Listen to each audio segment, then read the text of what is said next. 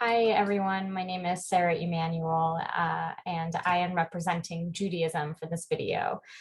So I just want to note before answering your questions that I'm really excited to be a part of this project and this conversation.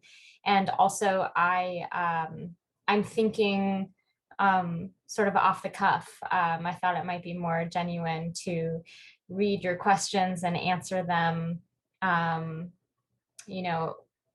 with responses that come sort of quickly to me. So I haven't thought through your questions or your answers yet. So here we go.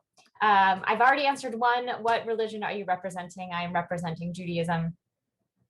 Second question, can you tell us about a belief and your religion that is really important to you? So this one's sort of, I don't know the terminology for it, paradoxical. I think that a belief that is really important to me is non-belief. And if any of you came to the any of the discussions I've been a part of regarding Jewishness at Wingate this past year, this might sound like a broken record, but Judaism, as we know it, is not a creed-centric religion. There's no profession of faith in Judaism. And I think that has been something that has profoundly shaped me and has also, or is also something that I really appreciate and respect. So I was raised in a really liberal Jewish synagogue and liberal Jewish home in a way that feels almost as if I was raised culturally Jewish. I still attended Hebrew school for all of my life, preschool through high school, was bat mitzvahed, and went to services almost every Friday. But for Shabbat or the Jewish Sabbath day. But there wasn't really what most people would call a faith-based relationship for me with the synagogue or with my family. I related to my Jewishness just by being Jewish, akin to the way I relate to the world as being, raised gendered female. I'm shaped by the ways in which the United States make sense of gender. I identify as female. I identify as a woman. I identify as gay, and I identify as Jewish. All in various cultural, social kind of ways, and belief or faith in any sort of a particular understanding of a Godhead isn't a weighted part of my Jewishness for me. That's not to say that I don't think that there could be some sort of a higher power. I'm not sure what that higher power is or looks like, if it's energy, if it's a bodied entity. I don't know. I'm sort of agnostic in that sense. But I still firmly and proudly identify as Jewish within my agnosticism, if that makes sense. I hope it does. I'm not sure if it does. We'll see. What is your religious text? Does your religion have a common language?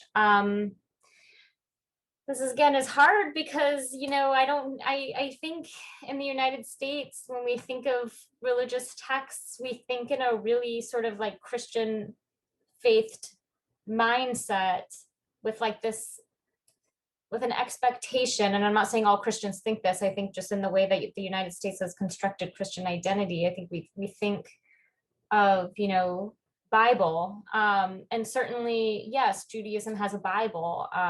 It has what's called the Tanakh, which is for Christians their Old Testament. or very similar to their Old Testament. The organization of the text is slightly different for Jews than it is for Christians.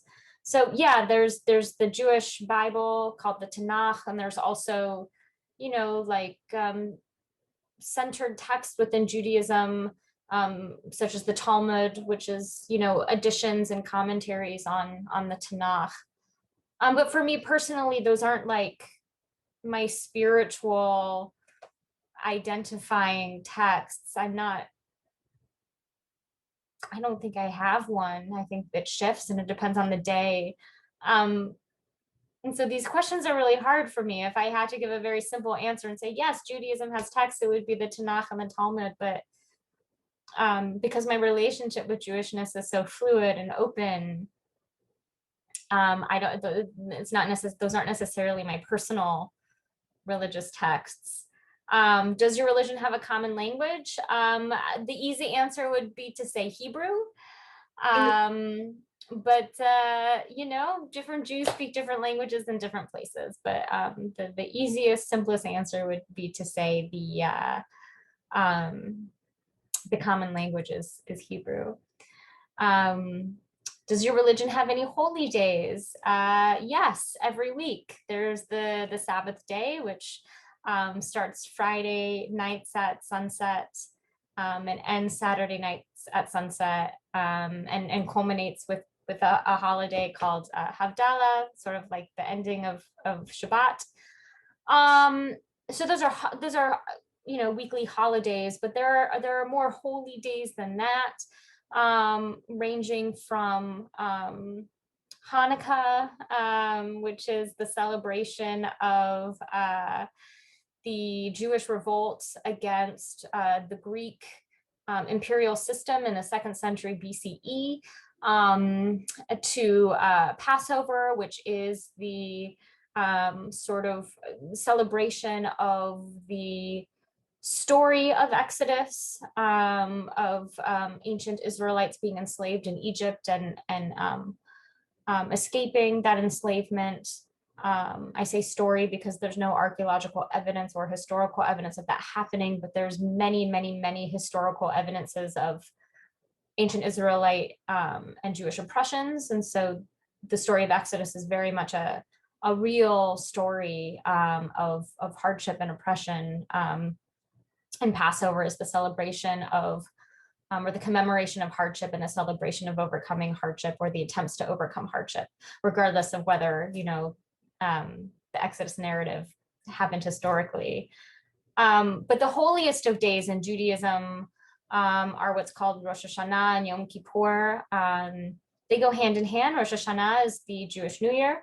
And just after the New Year, there's an onset of what's called the days of awe, days of deep, deep reflection of the year, and it leads into Yom Kippur, which is the Day of Atonement. So really reflecting on the past year and trying to negotiate, our relationship with who we were over the past year, and trying to, find peace with our thoughts and our actions and our beings over the past year. So the Jewish New Year and the Day of Atonement are the holiest of days. How many, what are they? There are many. Those are just a few, ranging again, Hanukkah to Passover, Shabbat, many, many, many others. But the holiest of days in the Jewish New Year are Rosh Hashanah and Yom Kippur. Do you pray in your religion? Is it daily or weekly or as needed? Who do you pray to? How do you pray? Again, this question, depends on the Jew.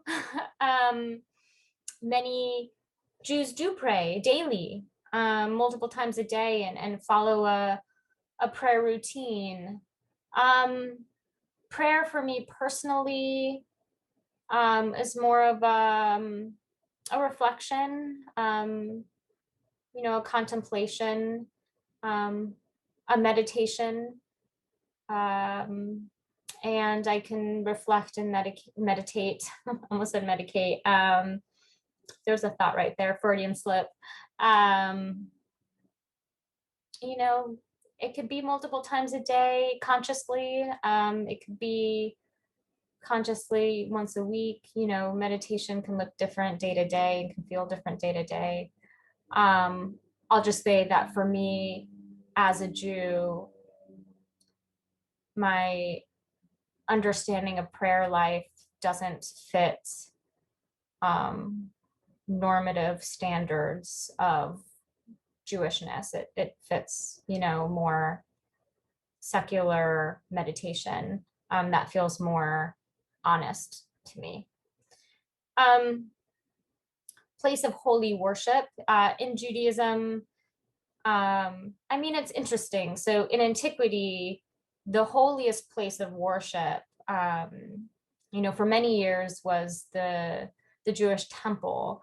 And the temple went through different waves and different years of being active. The second temple, so there were different temples that got destroyed at different times. The second was called the Second Temple, which was the second major, version of the ancient Israelite and early Jewish temple, was destroyed by the Roman Empire in the year 70 of the Common Era. And while there were attempts by ancient Jews to try to rebuild another temple, various empires continually overpowered those attempts. So there isn't a Jewish temple functioning or operating right now. There are remains of a Jewish temple in Jerusalem, and the main wall that remains of that time period is called the Western Wall. And so for many Jews, that Western Wall is thought to be perhaps the most holy place for Jews. There are synagogues. So when the temple was destroyed by the Romans and attempts at rebuilding were continually diminished, Jews had to sort of redefine what it meant to be Jewish. So much of Jewish activity had a specific relationship with this temple. And so to continue being, Jews crafted, or synagogues were already in place, which are more localized community centers, but Jews leaned into those community centers more. And so synagogues today still remain some of the more holy spaces for Jews, just a central worship space or communal gathering space. For me, again, I don't really, worship isn't exactly a term that I think of for me personally in relation to my Jewishness. I don't necessarily feel the closest to some sort of spiritual energy in the synagogue or even at the remains of the temple in Jerusalem. I feel really sad, honestly, when I'm at the remains of the temple in Jerusalem. Sad for many, many, many reasons. And so for me, where do I feel the most, or what is my holy worship? I don't know if I have one. Lately, it's been in water. I recently moved to LA. I took up surfing, and I feel really connected with the beauty of the world when in the ocean, when in the water. So maybe that's the answer for me. As a Jew, speaking for Jewishness and the multiplicity and lack of definition within Jewishness, I'm going to answer for me, my holy space is water. Dietary restrictions in my religion, yes. I mean, standard wise in Judaism, there are halakhic codes, meaning ethnic codes, and one of those are, relates to diet. So many Jews keep kosher, which is, a certain way of relating to food. The most wide known way of relating to food is abstaining from the mixing of meat and dairy, and also, not eating pork or shellfish. I don't keep kosher, not in that way. I do, though. For many years I was pescatarian, for some years vegetarian.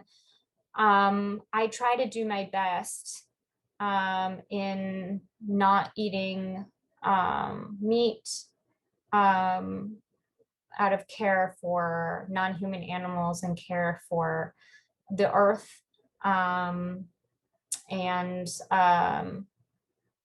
You know, I'm hard on myself. I'm not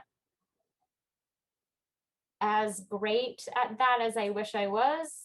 But for me, you know, and some Jews do understand keeping kosher in a contemporary or modern world as being pescatarian or being vegetarian or being vegan. I try to be kind and thoughtful about what I eat. I don't necessarily, though, connect it to language of keeping kosher. I think this is all the questions. I hope this made sense. I tried to highlight, you know, standard or normative Jewishness while at the same time highlighting how it's also, you know, standard and normative to not lean into standards or normativity. I would say while many Jews do lean into certain norms, many Jews don't and still identify equally as Jewish. I lean into the latter category. I tried to answer your questions openly and honestly. I hope this is helpful. And if